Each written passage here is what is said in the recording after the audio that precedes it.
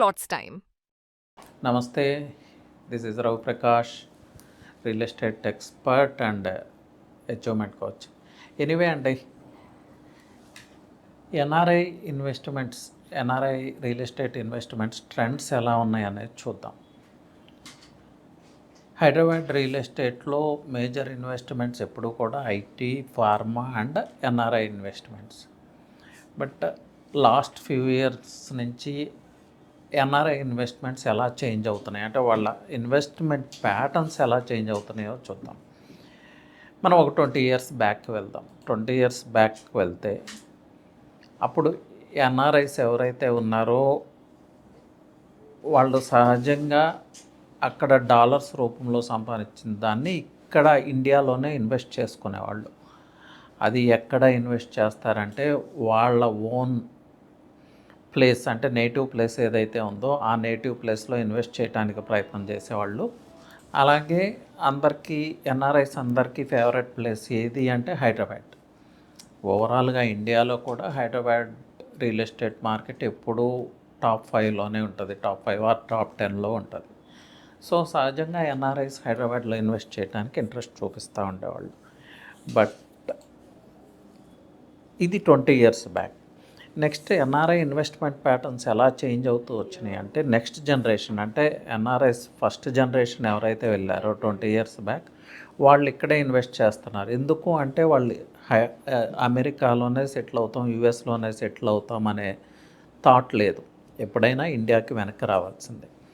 But next generation వచ్చేటప్పటికి అమెరికాలో తెలుగు వాళ్ళ ఇన్ఫ్లుయెన్స్ చాలా పెరిగింది. ఒక ఎఫ్లూయెంట్ కమ్యూనిటీ తెలుగు పీపుల్ కూడా ఇప్పుడు యుఎస్లో చూస్తే. సో నెక్స్ట్ జనరేషన్ థాట్స్ ఎలా ఉన్నాయంటే మనము ఇండియాకి ఎందుకు తిరిగి వెళ్తాం, ఇక్కడే సెటిల్ అవుతాం కదా, యుఎస్లోనే సెటిల్ అయిపోతాము అని వాళ్ళు, అంటే స్వదేశానికి తిరిగి వచ్చే ఆలోచన తగ్గిపోయింది నెక్స్ట్ జనరేషన్లో. సో వాళ్ళు స్లోగా ఆ ఫండ్స్ని అక్కడే ఇన్వెస్ట్ చేయటం స్టార్ట్ చేశారు. ఇన్వెస్ట్ చేయటమే కాకుండా అక్కడ కూడా మంచి ఆర్ఓఈ ఉంటాం, రిటర్న్ ఆన్ ఇన్వెస్ట్మెంట్ మంచిగా ఉంటాం. ఇలా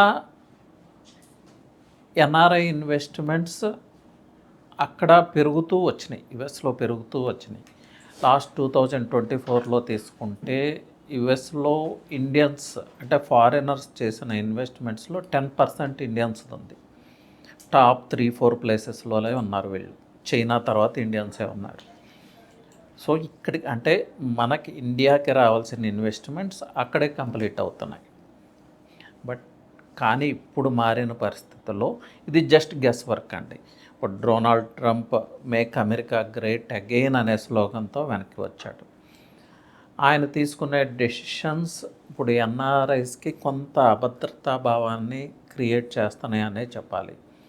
బర్త్ రైట్ సిటిజన్షిప్ని రద్దు చేయడం జరిగింది. అలాగే H1B వీసాల్లో కూడా రకరకాల రెస్ట్రిక్షన్స్, అలాగే మన ఇమిగ్రెంట్స్ని వెనక్కి పంపించిన తీరు మనం అందరం చూసాం. మిలిటరీ జెట్స్లో చేతులకు సంకెళ్ళు వేసి ఆయన వెనక్కి పంపించటం జరిగింది. ఎస్, ఇల్లీగల్గా వెళ్ళారు, వాళ్ళని వెనక్కి పంపించటం, లీగల్గా వాళ్ళకి అన్ని అధికారాలు ఉన్నాయి, మనం క్వశ్చన్ చేయలేం. కానీ ఆ పంపించిన తీరులో ఆయన ఒక సందేశాన్ని పంపించాడు. ఎలా అంటే ఇలాంటి వాటిని మేము ఐరన్ హ్యాండ్తో డీల్ చేస్తామనే సందేశాన్ని ఆయన ఇచ్చాడు.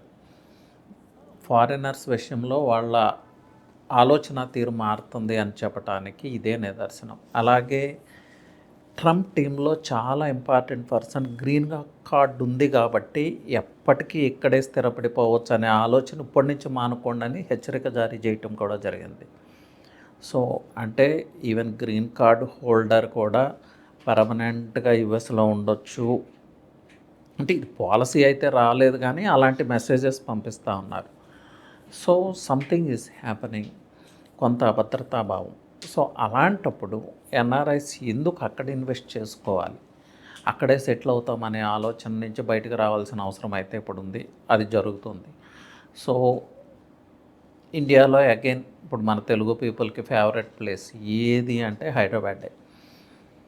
సో ఎన్ఆర్ఐ ఇన్వెస్ట్మెంట్స్ కొంత హైదరాబాద్లో ఇది ఇలాగే కంటిన్యూ చేస్తే, డొనాల్డ్ ట్రంప్ అడ్మినిస్ట్రేషన్ ఇలాగే కంటిన్యూ అయితే మేబీ వచ్చే 6 మంత్స్లో కొంత ఎన్ఆర్ఐ ఇన్వెస్ట్మెంట్స్ హైదరాబాద్లో పెరిగే అవకాశం అయితే డెఫినెట్గా ఉంది. రియల్ ఎస్టేట్ ఇన్వెస్ట్మెంట్స్ ఎప్పుడు కూడా security is the prior thing అండి. హైదరాబాద్లో ఎందుకు ఇన్వెస్ట్ చేస్తారు చాలామంది అంటే సేఫ్ అండ్ సెక్యూరిటీ. ఈవెన్ ఓవరాల్గా తెలంగాణ స్టేట్లో కూడా సేఫ్ అండ్ సెక్యూరిటీ ఎక్కువ ఉంటుంది. ఎవరు ఏ ప్రాంతం నుంచి ఎక్కడి నుంచి వచ్చినా కూడా ఇక్కడ ఎలాంటి ఇన్సెక్యూరిటీ ఉండదు. సో ఆ ఫ్రీడమ్ ఇక్కడ ఎంజాయ్ చేయొచ్చు. ఇది మా సొంత ప్లేస్ అనేలాగా ఇక్కడ జీవించవచ్చు. So the same with NRIs. వాళ్ళ ఇన్వెస్ట్మెంట్స్ ఇక్కడ సేఫ్గా ఉంటాయి కాబట్టి ఇక్కడ ఇన్వెస్ట్ చేసుకుంటారు. ఎప్పుడైతే యూఎస్లో ఇన్వెస్ట్ చేస్తే సేఫ్ అనుకుంటారో అక్కడ ఇన్వెస్ట్ చేస్తారు. కానీ అక్కడ సేఫ్ కాదు అని ఫీలింగ్ ఎప్పుడైతే వస్తుందో న్యాచురల్గా ఆ ఇన్వెస్ట్మెంట్స్ అన్నీ హైదరాబాద్కే వస్తాయి.